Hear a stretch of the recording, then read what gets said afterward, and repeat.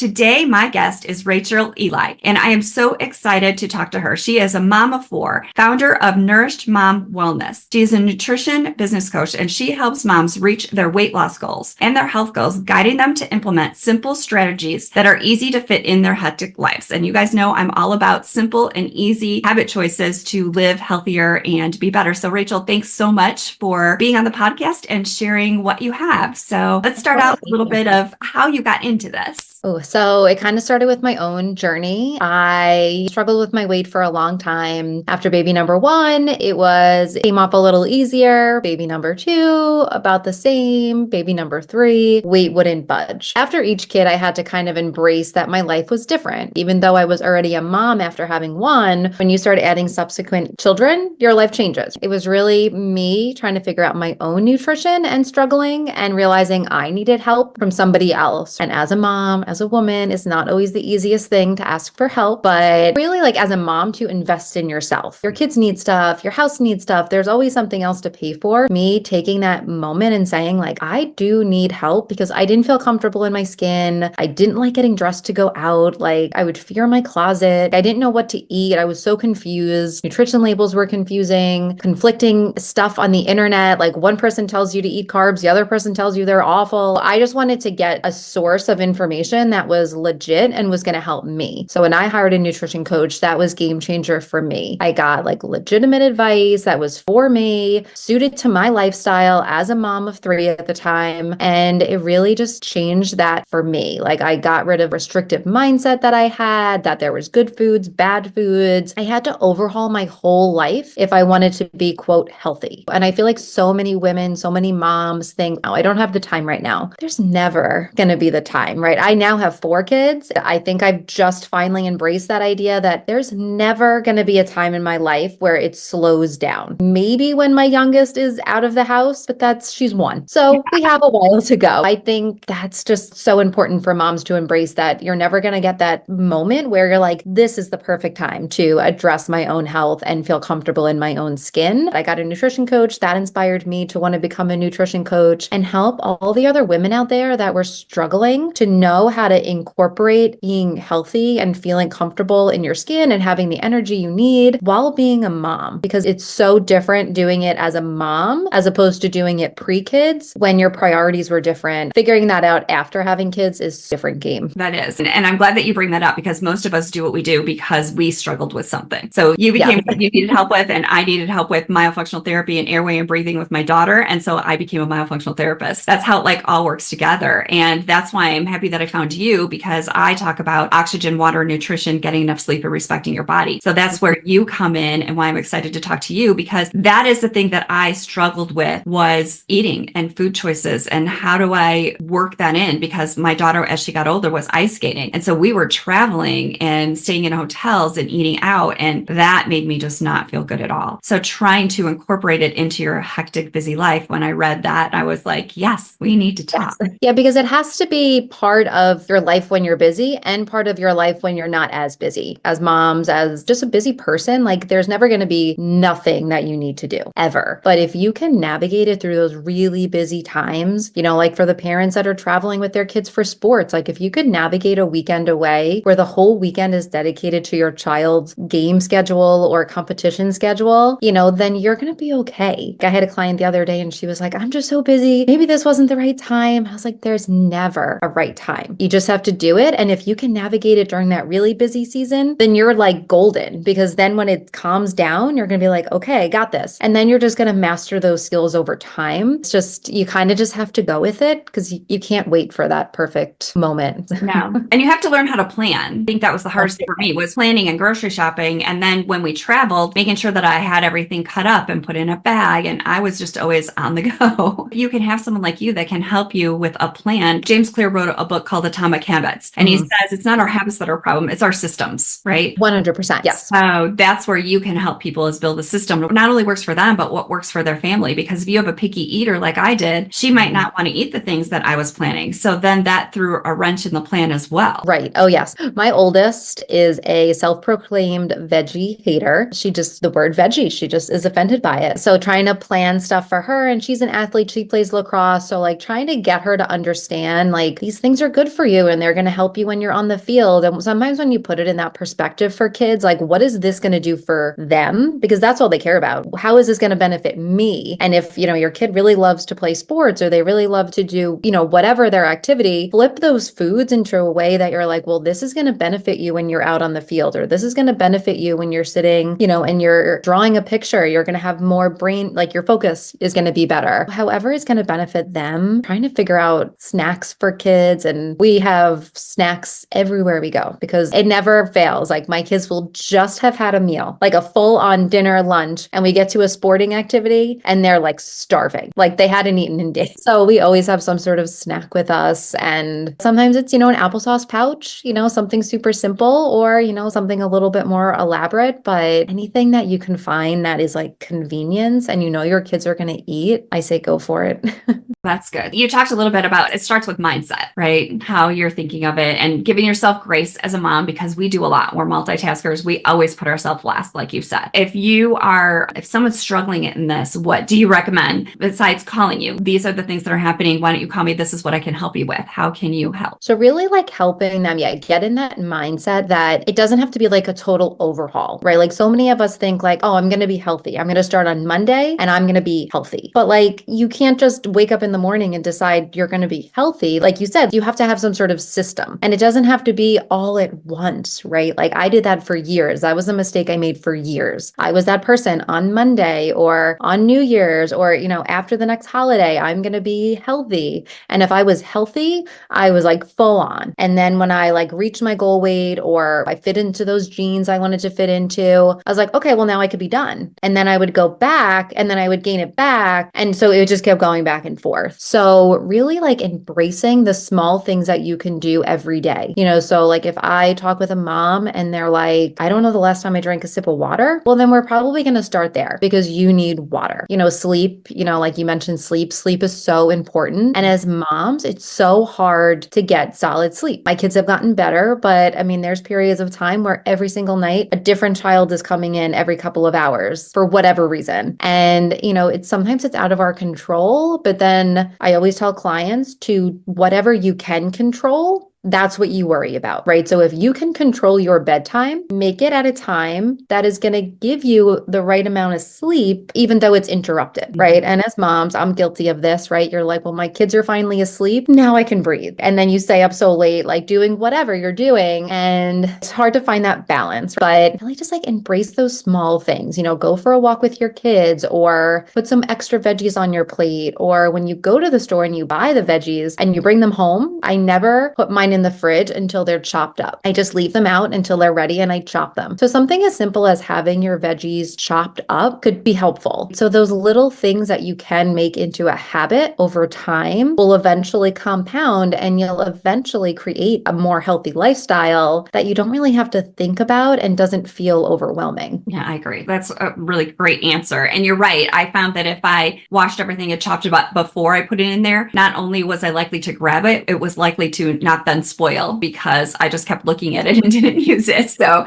yes, really good. That's a great tip. I had to learn that one. Yeah, because when you're busy, like my husband works 12-hour shifts. So there's 3 days a week where I'm alone with the kids all day. So if I had to, every time I made a dinner, had to chop up the cauliflower, chop up the broccoli, I probably just wouldn't make it. And I think that that's where a lot of people fall. They're like, it's in the fridge, but I have like 10 minutes to put together a meal. I'm not chopping up broccoli, cleaning it up and cooking it. So, but if it's already chopped and I have an air fryer, I don't know if you have an air fryer, but like I put all of my veggies in the air fryer. They cook in like 10 minutes or less. So if I have them chopped already and I have the air fryer, I can have veggies on a plate in less than 10 minutes. It's just like getting rid of those barriers that will help you to more easily fit these things into your life. That's a great idea. So do you, like with your programs, do you have like a shopping list or like a system that you have, or do you kind of gear it towards the person that you're helping? So my one-on-one coaching is very specific to that person. So I will help them try to like carve out time. What is the hardest part about you getting healthy food or food in your house? I don't have time to go grocery shopping. Okay, then how about we Instacart it or we do a drive-up order, or, like there's weekends where like personally, like I am field to field all weekend long. So I'm like, okay, well, bypass the supermarket on the way home at some point. Can I do a pickup order? So then I have stuff in the house and I'm not overwhelmed. So it is very specific specific. I can help with recipes and give like recipe recommendations that can come along with a shopping list, or like if there's like a specific nutrition, like if you're gluten-free, if you're dairy-free, those types of things, I can help you with recipe recommendations and shopping lists that could go along with those things. But it is very specific to like their needs. But it really is carving out the time. How are you going to get the groceries in your house? And then where is your block of time to do something with that food, so then you're not overwhelmed on those really busy days. So sometimes it's,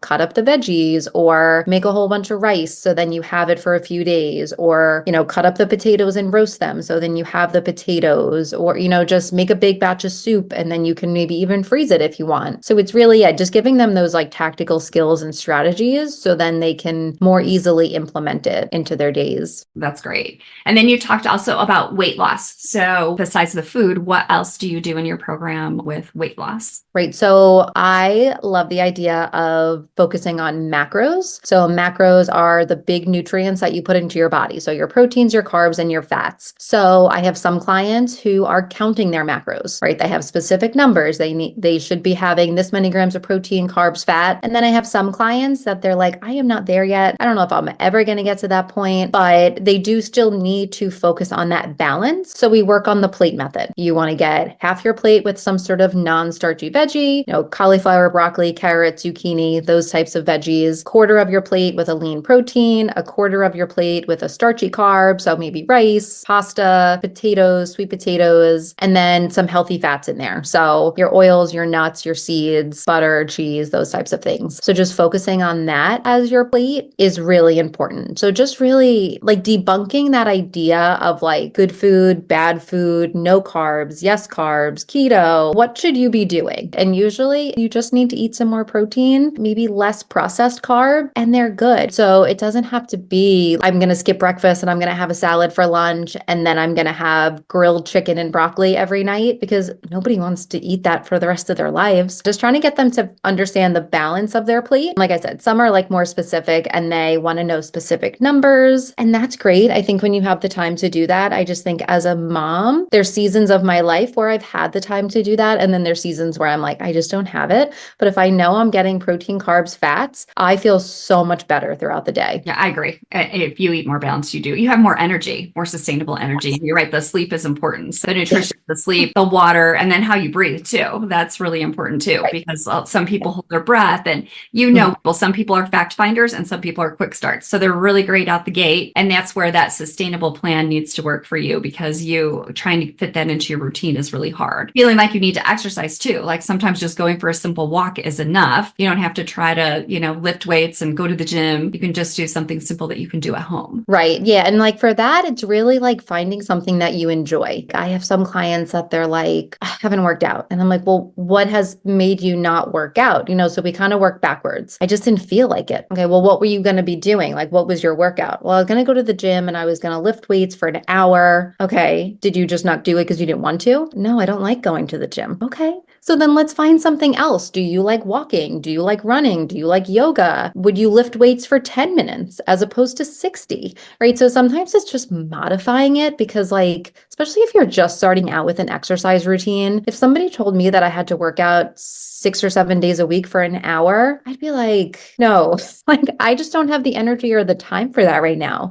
But if you said, I have a workout plan for you that could be 10 minutes, 3 to 4 times a week. Yeah. Like maybe you're not going to see the results as fast as you want, but it's better than doing nothing. That's a big mindset shift I work with clients. Well, no, like going, for a 10-minute walk is not the same impact as doing a 60-minute weight workout, but it's a start. It gets you up, it gets you moving, it gets you in that habit of doing something, and then it gets you that feeling afterward. And I think that that's what we're all searching for, like how we feel after. So when you have to do it for so long to get that feeling, it's like you just want that quick, like, I felt good. I did like a 10-minute walk. So yeah, it's just like figuring out ways that you're not overwhelmed and you're not doing things just because somebody on Instagram said you should do it, and I'm on Instagram and I tell people to do things, but like, it's also so personal to you and what your lifestyle looks like and what you enjoy. Like if you don't enjoy it, you're not going to do it sustainably. It's just not. So really finding things that you enjoy as far as your exercise and your food too. I agree. And I think that that's so key. And I think a lot of us, we just need help because we know what we're supposed to do. We just, like you said, we don't have that mindset. We don't know how to implement it in our daily lives. And it's okay to ask for help. And it doesn't have to cost a lot of money, and you're worth it, because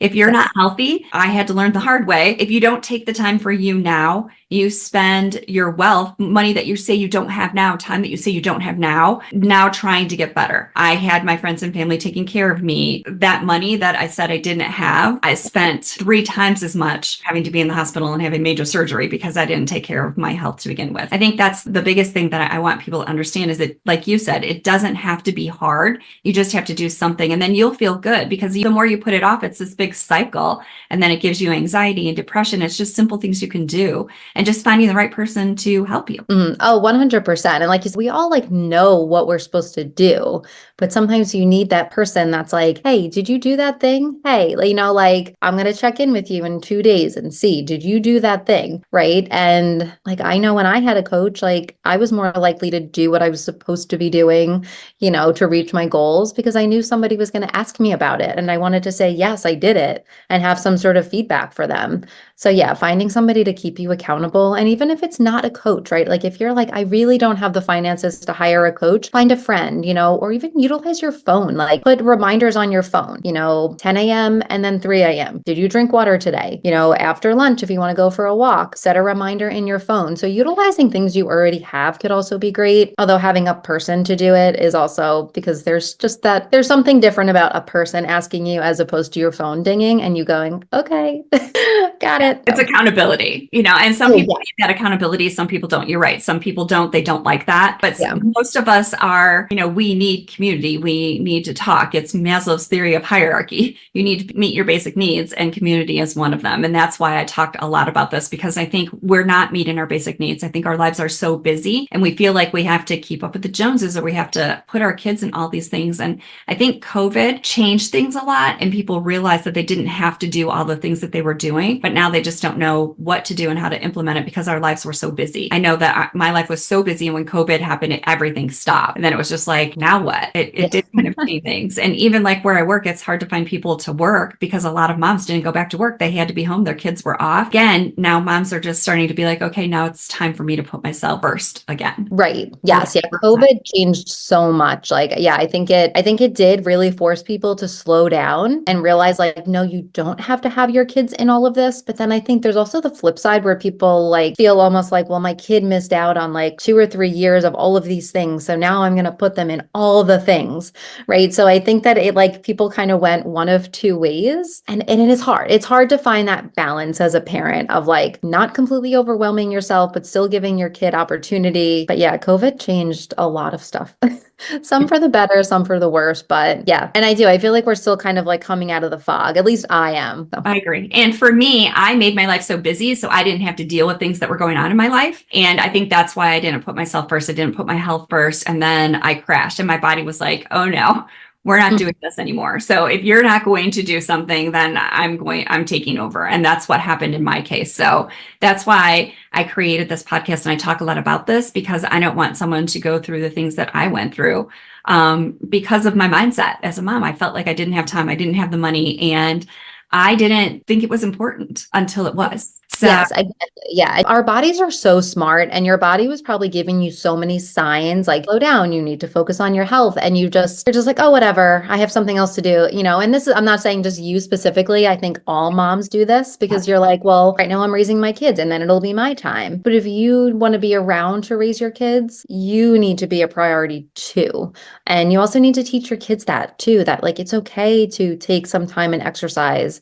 This is what it looks like to eat a healthy plate. Maybe they're not going to love what you're giving them to eat, but like they're going to see it. And at least my hope is that eventually they're going to be like, oh, now I see the benefit of why I always get a protein, a carb, and a fat on my plate. Like, eventually it'll catch on. But yeah, it's so easy as a busy mom to just be like, I'll worry about it later. And then something really serious happens and you're forced to.